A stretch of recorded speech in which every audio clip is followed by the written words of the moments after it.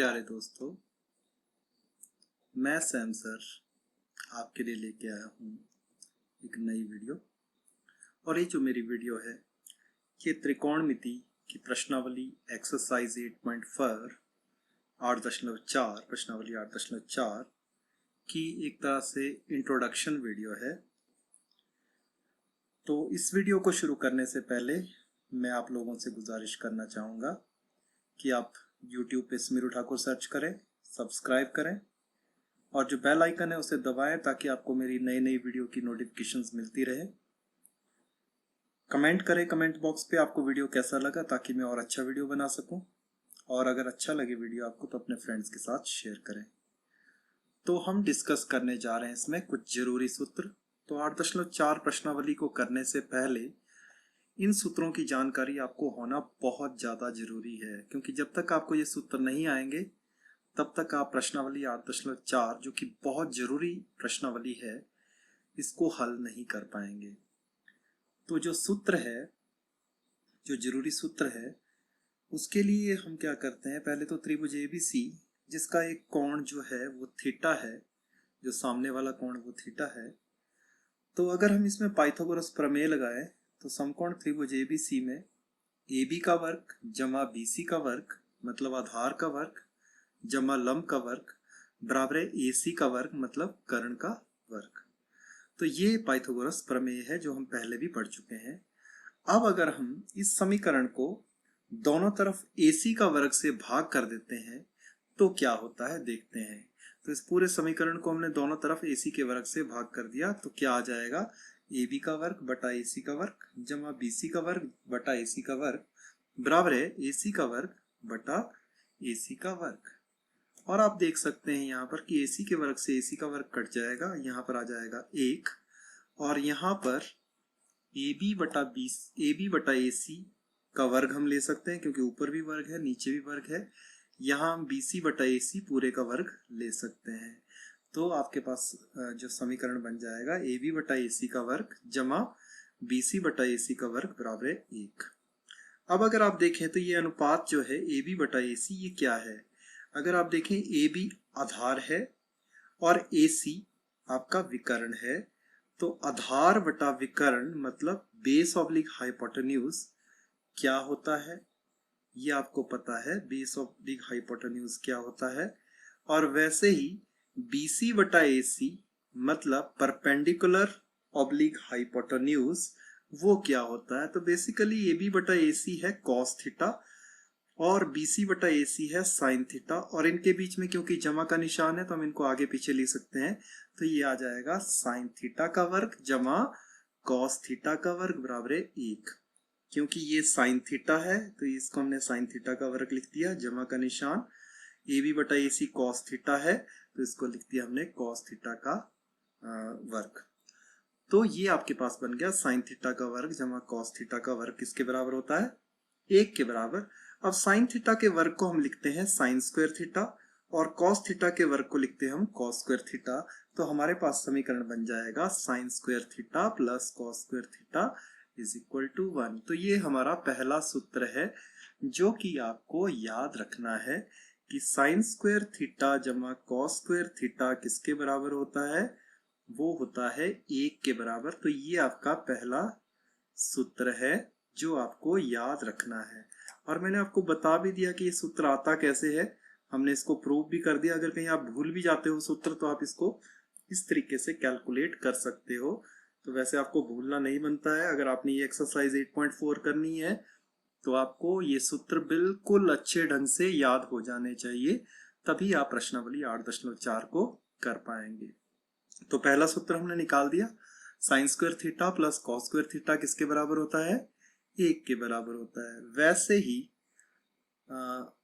इसमें एक चीज और याद रखनी है आपको, ये जो कोण है ये न्यून कोण है, जो थीटा आपका कोण है ये न्यून कोण है और इसकी जो वैल्यू है वो 0 डिग्री से ज्यादा और 90 डिग्री से कम होगी, या 0 डिग्री से ज्यादा या बराबर या 90 डिग्री से कम या बराबर होगी। तो मतलब जो थीटा है बेसिकली आपका न्यून कोण है। वैसे ही हम दोबारा से वैसा ही हम त्रिभुज एबीसी लेंगे जिसका कोण थीटा है। और समकोण त्रिभुज एबीसी में पाइथागोरस प्रमेय लगा दी, AB का वर्ग जमा BC का वर्ग बराबर है AC का वर्ग। पिछली बार हमने AC के वर्ग से इस पूरे समीकरण को विभाजित किया था। अब हम कोई और भुजा ट्राई करते हैं जिससे कि इसको पूरे को डिवाइड कर लें। तो क्या होगा, अगर हम दोनों तरफ BC के वर्ग से भाग कर देते हैं तो क्या होगा देखते हैं। तो दोनों तरफ हम BC के वर्ग से भाग करेंगे तो जैसे पिछला मैंने करवाया आपको वैसे ही आपके आ जाएगा AB का वर्ग बटा BC का वर्ग जमा BC का वर्ग बटा BC का वर्ग बराबर है AC का वर्ग बटा BC का वर्ग। और जैसा आप यहाँ पर देख सकते हैं BC का वर्ग से BC का वर्ग कट जाएगा और AB बटा BC का वर्ग लिख सकते हैं हम इसको, और इसको AC बटा BC का वर्ग लिख सकते हैं जैसा हमने पिछले क्वेश्चन में भी किया था। तो ये आ जाएगा AB बटा BC का वर्ग जमा 1 बराबर है AC बटा BC का वर्ग। अब आप देख सकते हैं कि AB बटा BC क्या है, AB बेस है और BC परपेंडिकुलर है। तो AB बटा BC मतलब बेस ऑब्लिक परपेंडिकुलर आपका होता है कोटेंजेंट थीटा मतलब कॉट थीटा। तो आपके पास ये जो समीकरण बन जाएगा। और वैसे ही AC बटा BC मतलब हाइपोटेन्यूज ऑब्लिक परपेंडिकुलर वो होता है कोसिकेंट थीटा। तो AB बटा BC की जगह लिख सकते हैं आप कॉट थीटा का वर्ग जमा 1 और AC बटा BC की जगह लिख सकते हैं आप कोसिकेंट थीटा का वर्ग। अब आपको पता है कि कॉट थीटा का वर्ग को हम कॉट स्क्वायर थीटा भी लिख सकते हैं और कोसिकेंट थीटा के वर्ग को हम कोसिकेंट स्क्वायर थीटा भी लिख सकते हैं। और अगर आप इस कॉट स्क्वायर थीटा को दूसरी तरफ ले जाएं तो ये माइनस हो जाएगा और आपके पास समीकरण बन जाएगा cosecant square theta minus cot square theta is equal to 1। तो आपको कॉट थीटा मतलब कॉट स्क्वायर थीटा को दूसरी तरफ ले जाना है, इस तरफ एक बच जाएगा। तो आपके पास समीकरण बन गया cosecant square theta minus cotangent square theta is equal to 1। और ये बन गया आपका दूसरा सूत्र कि कोसिकेंट स्क्वायर थीटा में से कॉट स्क्वायर थीटा आप माइनस करोगे तो भी 1 के बराबर आएगा। और कोण जो है आपका वो न्यून कोण है, मतलब जो कोण होगा वो 0 डिग्री से बड़ा या बराबर और 90 डिग्री से छोटा या बराबर होगा, मतलब थीटा आपका न्यून कोण इसमें है। अब ये निकल गया हमारा दूसरा सूत्र जो आपको याद रखना है कि cosecant square theta minus cot square theta is equal to 1। तो ये बन गया आपका दूसरा सूत्र जो कि आपको याद रखना है। अब वैसे ही हम दोबारा से वही काम करते हैं, त्रिभुज ABC लेते हैं और जैसे पहली बार हमने AC के वर्ग से भाग किया था, इस भुजा के वर्ग से भाग किया था, दूसरी बार हमने BC के वर्ग से भाग किया था। अब हम क्या करते हैं, तीसरी बार AB का वर्ग से भाग करके देखते हैं क्या आता है। तो जैसे आपको पता है समकोण त्रिभुज ABC में इस AB का वर्ग जमा BC का वर्ग बराबर है AC का वर्ग। अब दोनों तरफ हमने क्या करना है, AB के वर्ग से भाग करना है। तो हर बार हमने अलग भुजा से भाग किया और देखते हैं अब क्या होता है। तो जैसे हम AB के वर्ग से भाग करेंगे तो आ जाएगा AB का वर्ग बटा AB का वर्ग जमा BC का वर्ग बटा AB का वर्ग बराबर है AC का वर्ग बटा AB का वर्ग। और आप देख सकते हैं कि यहाँ पर AB का वर्ग से AB का वर्ग कट जाएगा और बच जाएगा 1 और इसको हम वर्ग के रूप में लिख सकते हैं क्योंकि ऊपर भी वर्ग है नीचे भी वर्ग है जैसे पिछले प्रश्न में हमने किया था। तो ये आपके पास आ जाएगा 1 जमा BC बटा AB का वर्ग बराबर है AC बटा AB का वर्ग। अब हम देखते हैं ये BC बटा AB क्या है। BC परपेंडिकुलर है और BC परपेंडिकुलर है और AB आपके पास क्या है, AB आपके पास बेस है। तो BC बटा AB आपका कितना आ जाएगा, परपेंडिकुलर ऑब्लिक बेस मतलब टेंजेंट थीटा। तो BC बटा AB की जगह हम क्या लिख सकते हैं, टेंजेंट थीटा।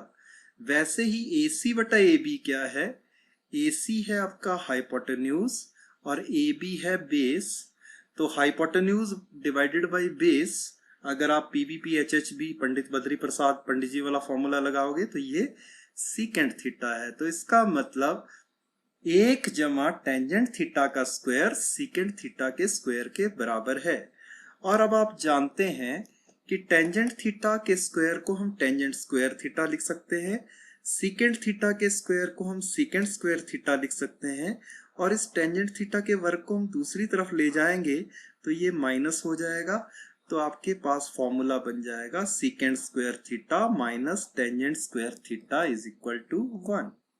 तो ये आपका तीसरा फॉर्मूला आ गया, मतलब secant square theta minus tangent square theta is equal to 1। ये है आपका तीसरा फॉर्मूला।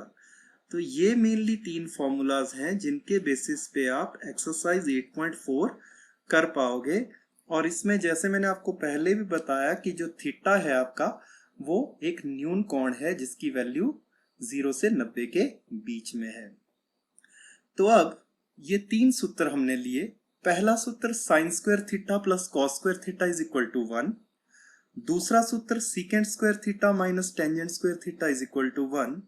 और तीसरा सूत्र cosecant square theta minus cot square theta या cotangent square theta is equal to 1। तो ये मेन 3 सूत्र है जिस पर आपकी प्रश्नावली 8.4 पूरी आधारित है। अब इसी सूत्र में हम अगर जो पहला सूत्र है आपका, इसमें अगर हमने साइन स्क्वायर थीटा कैलकुलेट करें इस सूत्र से, मतलब हम साइन स्क्वायर थीटा अगर कैलकुलेट करना चाहते हैं तो हमें कॉस स्क्वायर थीटा को दूसरी तरफ ले जाना पड़ेगा, और दूसरी तरफ जब ले जाएंगे तो कॉस स्क्वायर थीटा माइनस का हो जाएगा, और आपके पास एक और सूत्र बन जाएगा और वो है कि sign square theta 1 minus cos square theta के बराबर होता है। और वैसे ही अगर हम कॉस स्क्वायर थीटा कैलकुलेट करना चाहते हैं तो हमें साइन स्क्वायर थीटा को दूसरी तरफ ले जाना पड़ेगा, और आपका सूत्र बन जाएगा cos square theta is equal to 1 minus sine square theta. तो ये 2 और सूत्र इसी सूत्र से निकल गए। तो एक सूत्र मेन सूत्र ये है, इससे 2 सूत्र और हमने निकाल दिए। तो जिस चीज की भी जरूरत है उस चीज को हम इस सूत्र से निकाल सकते हैं। वैसे ही अगर हम इस दूसरे सूत्र की तरफ देखें जिसमें secant square theta minus tangent square theta is equal to 1 है, तो अगर हमने इसमें सीकेंट स्क्वायर थीटा कैलकुलेट करना हो तो हमें टेंजेंट स्क्वायर थीटा को दूसरी तरफ ले जाना पड़ेगा, और जो टेंजेंट स्क्वायर थीटा है ये प्लस का हो जाएगा। तो सीकेंट स्क्वायर थीटा आ जाएगा 1 प्लस टेंजेंट स्क्वायर थीटा। तो ये इससे एक सूत्र निकल गया, secant square theta is equal to 1 plus tangent square theta. और अगर आप टेंजेंट स्क्वायर थीटा कैलकुलेट करना चाहते हैं तो आपको एक को दूसरी तरफ ले जाना पड़ेगा, और टेंजेंट स्क्वायर थीटा आ जाएगा आपका 1, क्योंकि पहली तरफ जाके माइनस हो जाएगा, तो टेंजेंट स्क्वायर थीटा आ जाएगा सीकेंट स्क्वायर थीटा माइनस 1। तो ये आपका इसी से एक और सूत्र निकल गया, tangent square theta is equal to secant square theta minus 1। तो हर एक सूत्र से आपके 2 सूत्र निकल रहे हैं। वैसे ही अगर आप यहां पर देखें तीसरे सूत्र को, cosecant square theta minus cot square theta is equal to 1, और इसमें भी ऐसा ही है। अगर आप कोसिकेंट स्क्वायर थीटा कैलकुलेट करना चाहते हैं तो कॉट स्क्वायर थीटा को आपको दूसरी तरफ ले जाना पड़ेगा, और वो प्लस का हो जाएगा। तो कोसिकेंट स्क्वायर थीटा आपका आ जाएगा 1 प्लस कॉट स्क्वायर थीटा। और अगर आप यहाँ पर कॉट स्क्वायर थीटा को कैलकुलेट करना चाहते हैं तो आपको एक को दूसरी तरफ ले जाना पड़ेगा, और कॉट स्क्वायर थीटा आ जाएगा आपका कोसिकेंट स्क्वायर थीटा माइनस 1। तो ये सूत्र हैं जो कि आपको प्रश्नावली 8.4 को करने के लिए बहुत जरूरी है, और ये बहुत आसान सूत्र है। मतलब अगर आप थोड़ी सी कोशिश करोगे इन सूत्रों को याद करने की तो आसानी से आपको ये सूत्र याद हो जाएंगे, और इसके बाद प्रश्नावली 8.4 आपको बहुत ही आसान लगेगी। तो इसी के साथ मेरा ये वीडियो खत्म होता है। Thank you.